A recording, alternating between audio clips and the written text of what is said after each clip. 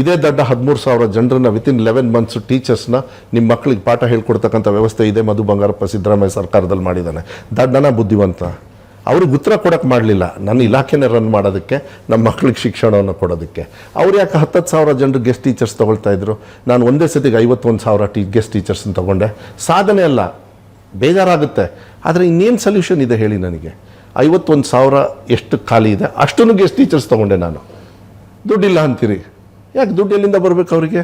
ಎಲ್ಲರೂ ಈಗಾಗಲೇ ತೊಗೊಂಡಿದ್ದಾರೆ. ಅದಕ್ಕೆ ನಾನು ಈ ಪೊಲಿಟಿಸೈಸ್ ಮಾಡೋದಕ್ಕೆ ಹೋಗೋದಿಲ್ಲ. ನನ್ನ ಕರ್ತವ್ಯನ ನಾನು ಮಾಡ್ತಾ ಇದ್ದೀನಿ.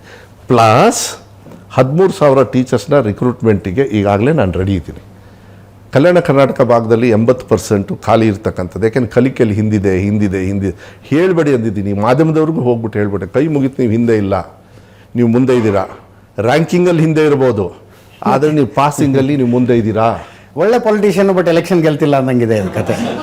ಅಲ್ಲ, ಈಗ ಒಳ್ಳೆ ಪೊಲಿಟಿಷಿಯನ್ ಬಟ್ ಎಲೆಕ್ಷನ್ ಗೆಲ್ತೀನಿ. ಇಲ್ಲ ಅವ್ರ ಕಲಿಕೆಯಲ್ಲಿ ಹಿಂದಿಲ್ಲ, ಸ್ವಲ್ಪ ರ್ಯಾಂಕಿಂಗ್ ಅಲ್ಲಿ ಹಿಂದಿದ್ದಾರೆ ಅಂತಂದ್ರೆ ರ್ಯಾಂಕಿಂಗ್ ಅಂದ್ರೆ ಅರ್ಥ ನೀವು ಅದನ್ನೇ ಹೇಳೋದು.